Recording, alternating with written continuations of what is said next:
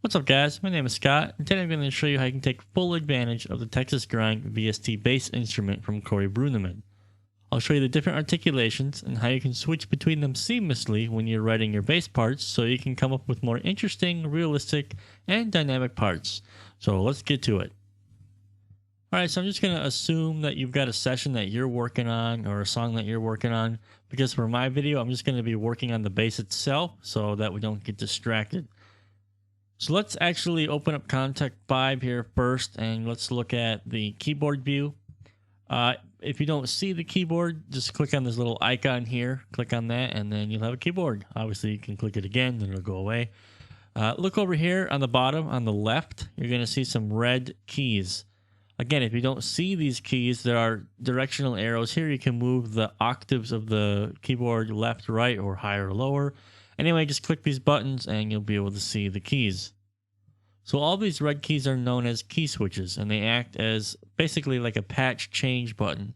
So when you click, for example, here in Contact, and then you play one of the notes, you'll be playing that patch. But what I'm going to show you is how to program these patches.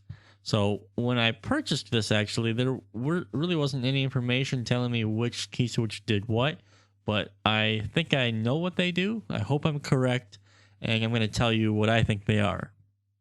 So we've got 8 different key switches here. In Sonar, at least they start from the first octave, so that would be C1. So that's how I'm going to name them. So starting from lowest to highest, we've got C1. These are just your simple downstrokes. D flat. These are down-up alternate picking. D. I'm pretty sure this would be like up-down alternate picking. I really don't know. Sorry. E flat, this is a bend up. E, this is a bend down. F, we've got a slide down. It's kind of a quick slide down. F sharp, then we've got a slide down that's really slow. And then G is your slide up. So now that we know which key it does what, you might be wondering, how you're going to use them. And as I just mentioned previously in the video, I'm going to show you how to program them, because it's simple.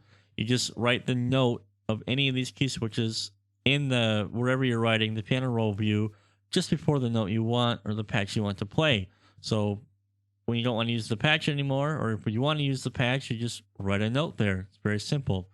Let's actually demonstrate this. So I'm a visual learner, maybe you are too. So let's have a look at this in the PRV itself.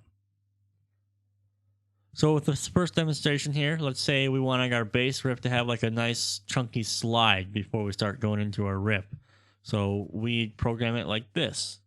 You see here that I've got these notes programmed just before the slide, and then I've got the regular alternate picking patch key switch. I wrote a note in there just before the alternate picking should begin. So let's have a listen to this, see what it sounds like.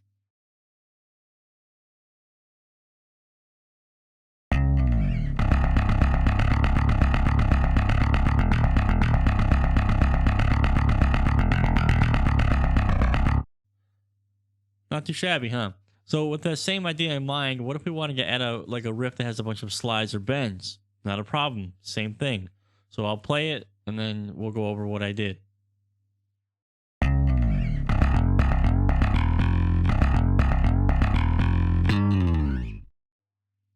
So I think it's pretty easy to understand what's happening here. I'm writing. I just write a note of the patch note that I want before the note needs to be played. It's pretty simple. I'm just going to give you 3 tips really quick to help you out. Firstly, use 30-second notes, as this will generally be fast enough where you can write the note that you want, of the articulation that you want next, without affecting the current note being played. Secondly, you want to write the articulation you want to use right before the exact note of the articulation that needs to be played. So a 30-second note before. If you put like a quarter note or an eighth note, or you're going to have maybe some drum hits or some bass hits, for example, that are that note length, and you're going to activate the patch. You don't want to do that. So you want to do the shortest value just before the patch that you want played. So this will allow the current note and its articulation to play completely through, and then the program will move on to the patch.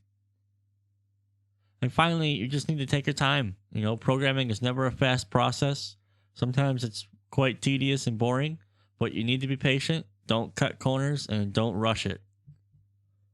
Well, guys, that does it for this video. I hope you have a better idea now how to go about programming bass lines with the Texas grind bass. If you have any questions about this, just please put them in the comments. I do my absolute best to answer every single question that I get and to be as helpful as I can. So if you found the video helpful, a like rating is always appreciated. And be sure to subscribe if you haven't already, because videos just like this one are always on the way. So guys, thanks a lot. I appreciate it, and have a good one.